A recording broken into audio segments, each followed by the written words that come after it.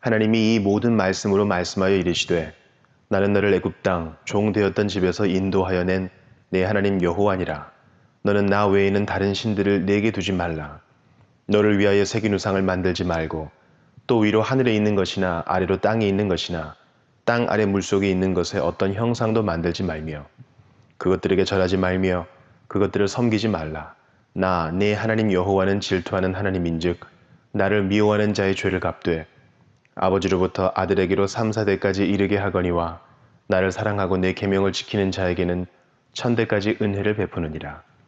나는 내 하나님 여호와의 이름을 망령되게 부르지 말라. 여호와는 그의 이름을 망령되게 부르는 자를 죄 없다 하지 아니하리라. 안식일을 기억하여 거룩하게 지키라.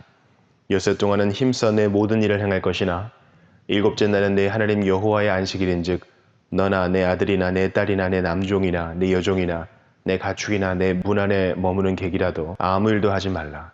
이는 엿새 동안에 나 여호와가 하늘과 땅과 바다와 그 가운데 모든 것을 만들고 일곱째 날에 쉬었습니다. 그러므로 나 여호와가 안식일을 복되게 하여 그날을 거룩하게 하였느니라. 내 부모를 공경하라. 그리하면 내 하나님 여호와가 내게 준 땅에서 내 생명이 길리라. 살인하지 말라. 간음하지 말라.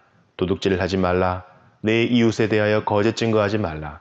내 이웃의 집을 탐내지 말라. 내 이웃의 아내나 그의 남종이나 그의 여종이나 그의 소나 그의 낙이나 무릇 내 이웃의 소유를 탐내지 말라.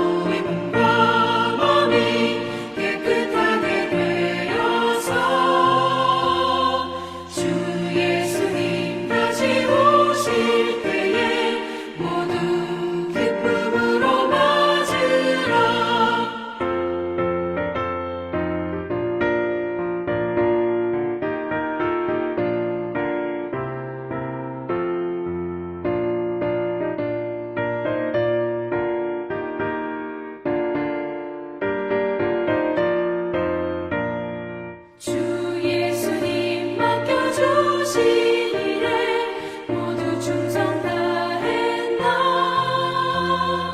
내 맘속에 확신 넘칠 때에 영원한 식 얻겠네. 주 안에서 우리 몸과 마음이 깨끗하게 되어서 주 예수님 다시 오실 때에 모두 기쁨으로 맞으라.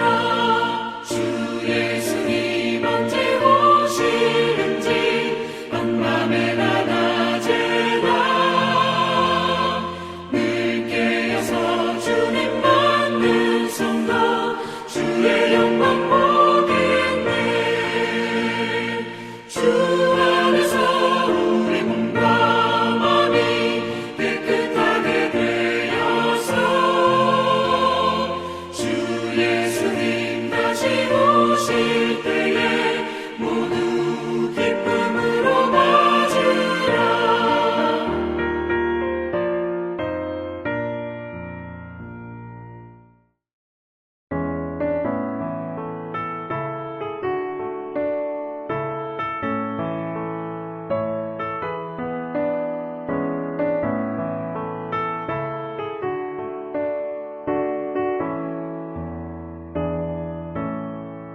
주 안에 기쁨인데 주 안에 살자. 주 안에 평안인데 주 안에 살자. 고라니 연기처럼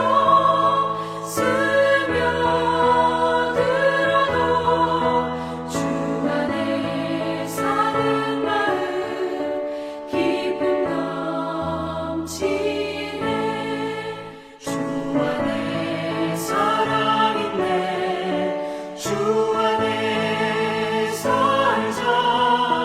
주 안에 소망 있네. 주 안에 살자. 검푸른 성남가도 미라 덮쳐도 주 안에 사는 마음 평화 넘치네.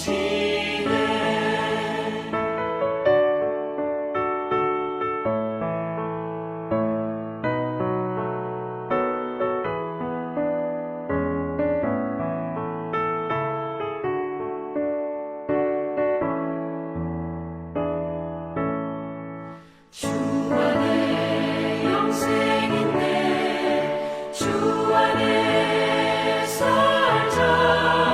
주 안에 천국인데 주 안에 살자. 불길이 지옥처럼 솟아올라도 주 안에 사는 마음 생명 넘치네.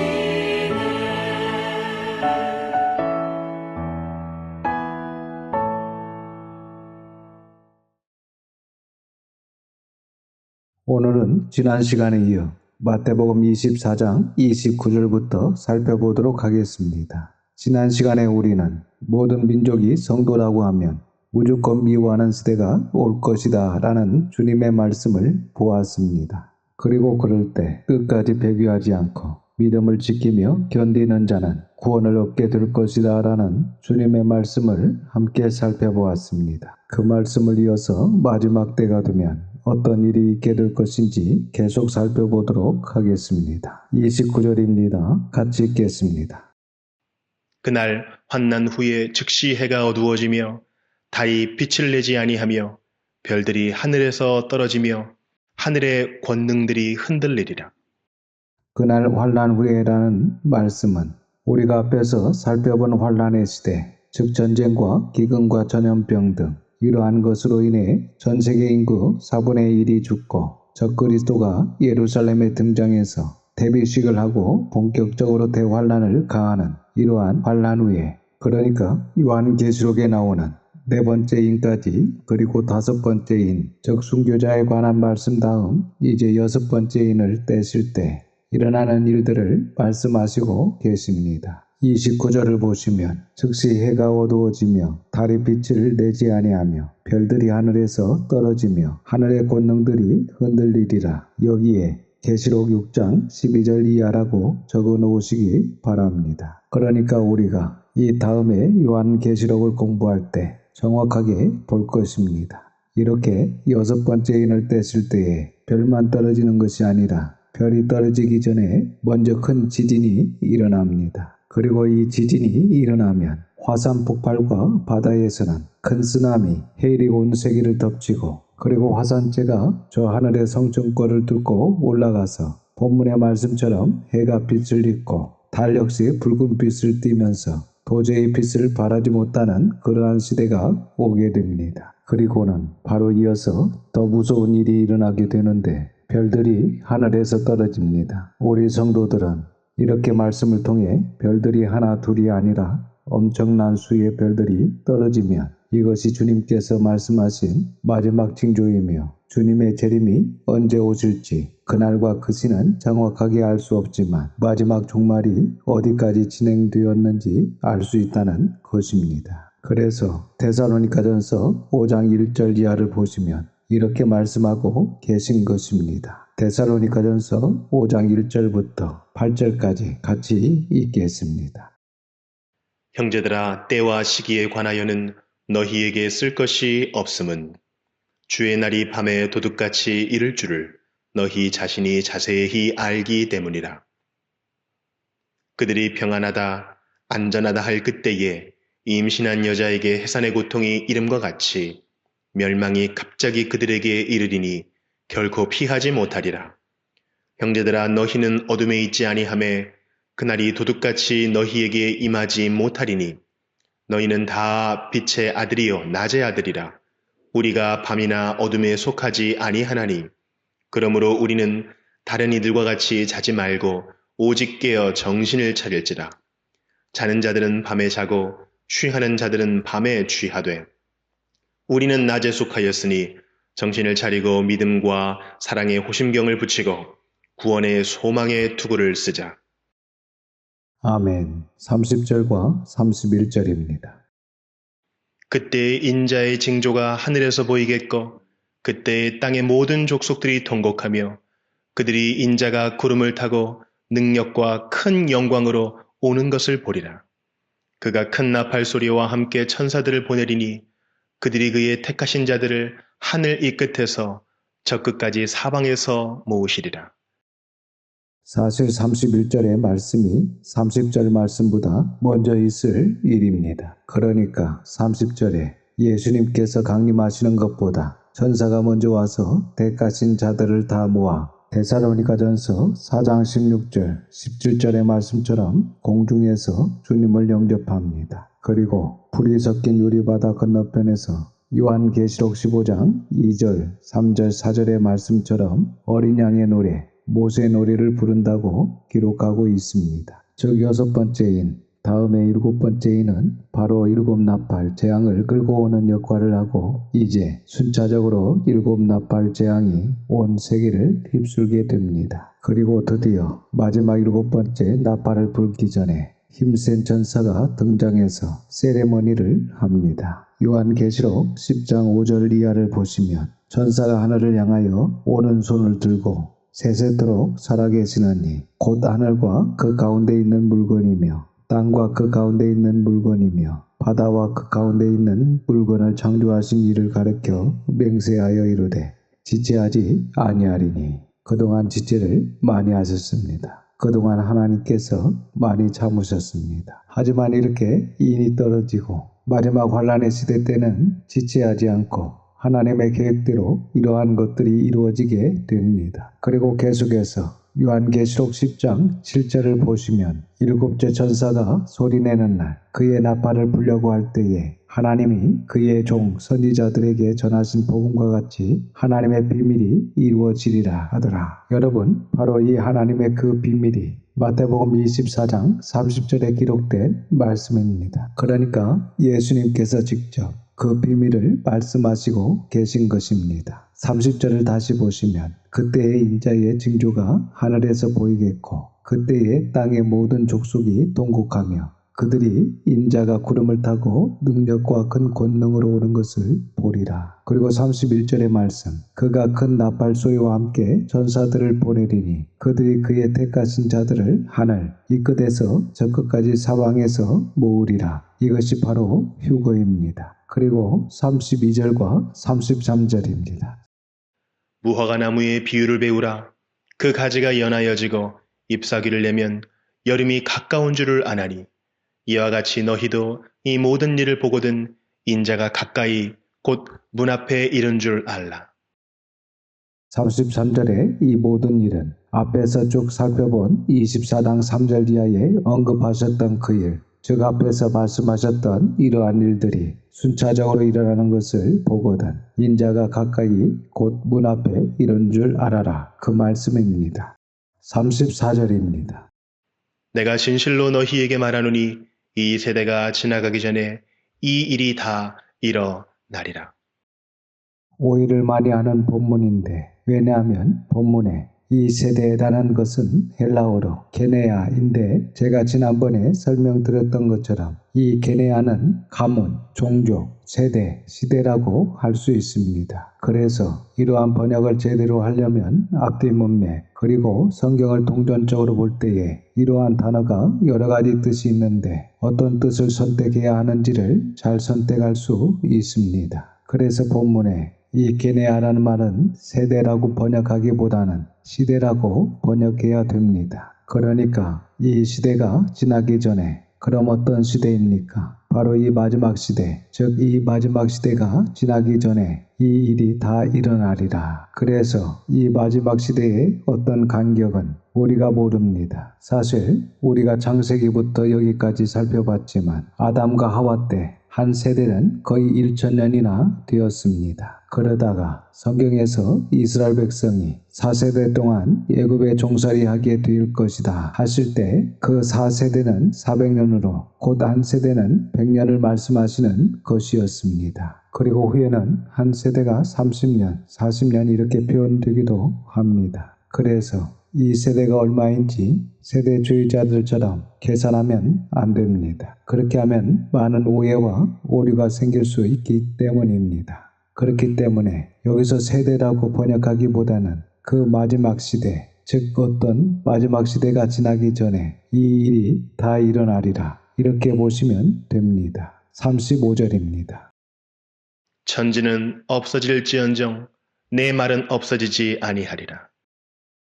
이 말씀은 절대로 어떤 말이 아니라는 것입니다. 그러니까 예수님께서 지금 말씀하신 이 말씀은 문자 그대로 이루어질 것이기 때문에 준비해야 된다. 그 말씀입니다. 뒤에 계속해서 보시면 44절에 예수님께서 준비하고 있으라. 이렇게 분명히 말씀하시고 계십니다. 우리는 보통 그냥 깨어 있으면 되는 것으로 알고 있습니다. 그런데 깨어 있는 것이 뭐겠습니까? 그것은 바로 준비하고 있는 것입니다. 36절입니다.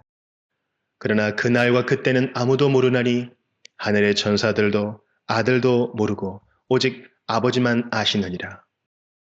줄을 치시기 바랍니다. 오직 아버지만 아시느니라. 그러나 그날과 그때는 아무도 모르고 오직 아버지만 아시기 때문에 몇 년도 몇 월 며칠에 종말이 온다. 이런 것에 관심을 가지거나 미혹되지 말라는 것입니다. 사실 이 부분을 교회에서 제대로 가르쳤다면 그렇게 수많은 사람들이 이단에 넘어가지 않았을 것입니다. 이처럼 우리가 그날과 그때는 모르나 세상 끝의 징조에 대한 성경 말씀을 통해서 마지막 시대의 징후가 지금 현재 어느 정도 진행되었구나. 종말이 어느 정도 가까이 왔구나 하는 정도는 우리가 충분히 사도 바울의 말씀처럼 빛의 아들이기 때문에 충분히 알 수 있다는 것입니다. 그리고 37절에서 39절입니다. 노아의 때와 같이 인자의 임함도 그러하리라. 홍수전에 노아가 방주에 들어가던 날까지 사람들이 먹고 마시고 장가 들고 시집가고 있으면서 홍수가 나서 그들을 다 멸하기까지 깨닫지 못하였으니 인자의 임함도 이와 같으리라. 이처럼 우리가 명심해야 될 것이 어둠의 아들에게는 방금 우리가 읽었던 것처럼 이렇게 갑자기 주의 날이 마치 밤에 도둑같이 임하게 되는 것입니다. 하지만 빛의 아들에게는 주의 날이 도둑같이 임하지 않는다고 성경은 분명히 우리에게 가르쳐주고 있습니다. 계속해서 40절에서 41절입니다. 그때 두 사람이 밭에 있음에 한 사람은 데려가고 한 사람은 버려둠을 당할 것이요. 두 여자가 맷돌질을 하고 있음에 한 사람은 데려가고 한 사람은 버려둠을 당할 것이니라.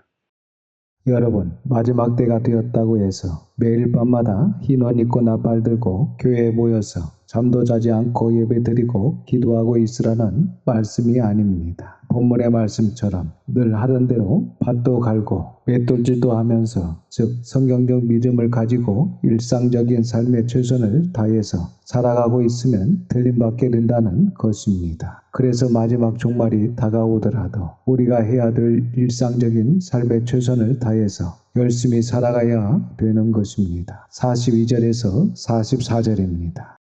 그러므로 깨어 있으라. 어느 날에 너희 주가 임할는지 너희가 알지 못함이니라. 너희도 아는 바니 만일 집주인이 도둑이 어느 시각에 올 줄을 알았더라면 깨어 있어 그 집을 뚫지 못하게 하였으리라. 이러므로 너희도 준비하고 있으라. 생각하지 않은 때에 인자가 오리라. 44절에 줄을 치시기 바랍니다. 이러므로 바로 결론의 말씀입니다. 이러므로 너희는 준비하고 있으라. 여러분, 준비한다는 것은 미리 하는 것을 이야기하는 것입니다. 그러니까 그때 닥치면 하겠다. 즉 지금은 시간이 없으니까 성경 공부는 나중에 기회가 되면 하겠다. 지금은 형편이 어려우니 다음에 형편이 되면 하겠다. 이런 자세가 아니라는 것입니다. 준비는 미리미리 하는 것입니다. 44절 중반절을 보시면 생각하지 않은 때에 인자가 오리라. 그렇습니다. 우리가 생각하지 않은 때에 인자가 오시기 때문입니다. 즉 주님께서 생각지 않을 때에 갑자기 오시기 때문에 준비하고 있으라고 하시는 것입니다. 계속해서 45절입니다. 충성되고 지혜 있는 종이 되어 주인에게 그 집 사람들을 맡아 때를 따라 양식을 나눠줄 자가 누구냐? 본문에 충성되고 지혜로운 종은 누가복음 12장 42절 이하에 의하면 일반적인 종을 가리키는 말씀이 아닙니다. 그러니까 누가복음에서는 이 종을 정직이라고 표현하고 있는데, 즉 교회 지도자, 목회자를 의미합니다. 그리고 주인은 예수님을 가리키며 그 집사람들은 바로 하나님의 집사람들로서 성도를 가리킵니다. 그리고 양식은 말씀, 전국 복음을 의미합니다. 그러니까 이 말씀은 지금 예수님께서 참 교회 지도자, 참된 정직이, 참 목회자의 3대 요건이 있다는 것입니다. 그것은 바로 첫 번째는 충성되어야 한다는 것입니다. 그리고 두 번째는 지혜로워야 됩니다. 마지막 세 번째는 예수님께서 맡겨주신 성도들에게 때를 따라 양식, 말씀을 나눠줘야 합니다. 이것이 바로 예수님께서 찾으시는 참된 정직이, 참 목회자의 3대 요건입니다. 그리고 46절과 47절입니다. 주인이 올 때에 그 종이 이렇게 하는 것을 보면 그 종이 복이 있으리로다. 내가 진실로 너희에게 이르노니 주인이 그의 모든 소유를 그에게 맡기리라.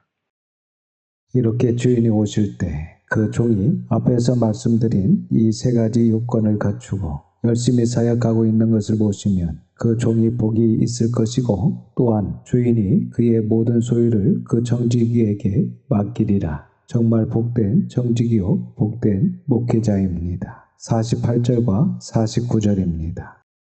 만일 그 악한 종이 마음에 생각하기를 주인이 더디 오리라 하여 동료들을 때리며 술 친구들과 더불어 먹고 마시게 되면, 이처럼 충성되고 지혜로운 종과는 반대로 악한 종이 있다는 것입니다. 그러니까 그 악한 종이 마음에 생각하기를 주인이 더디 오리라 하여 동료, 즉 성도들을 때리며 술 친구들과 더불어 먹고 마시게 되면, 즉 목회자가 목회 성공을 위해서 성도들을 이용하고, 또 교회 지도자가 당시 사두개인들처럼 세속주의에 빠져서 먹고 마시고 제멋대로 행하는 그 악한 종은 50절과 51절에서 말씀하십니다. 50절과 51절입니다. 생각하지 않은 날 알지 못하는 시각에 그 종의 주인이 이르러 엄히 때리고 외식하는 자가 받는 벌에 처하리니 거기서 슬피 울며 이를 갈리라. 여러분, 예수님께서 이렇게 말씀하신 것을 보면 정말 목회자 중에서도 세속주의에 빠져서 먹고 마시고 즐기며 제멋대로 하다가 혼날 사람이 있다는 것입니다. 그래서 말세에 목회자를 잘 만나야 된다. 지도자를 잘 만나야 된다. 이러한 말이 있는데 정말 중요한 말씀입니다. 또한 교회 지도자, 목회자들은 정신을 차려야 할 것입니다. 본문의 말씀처럼 악한 종으로 유식한 자가 받는 벌을 받아 지옥에서 슬피 울며 이를 가는 자가 될 수 있기 때문입니다. 여러분, 이처럼 정말 예수님께서 친히 말씀해 주신 이 진리의 말씀들을 우리가 정성껏 정직하게 잘 듣고 언제 주인 되신 주님이 다시 오실지 그 시와 그때는 알 수 없지만 늘 준비하고 시대를 바로 읽을 수 있어야 할 것입니다. 이 시간 저와 우리 성도들 그리고 우리 자녀들은 부지런히 하나님의 말씀을 잘 듣고 배우고 교육하고 그리고 잘 지켜 행할 뿐만 아니라 또한 열심히 전도하며 세상 끝날까지 곧 예수님께서 다시 오실 때까지 끝까지 진리를 사수하면서 깨어 준비하는 자들이 다 될 수 있기를 주님의 이름으로 축원합니다. 기도하겠습니다.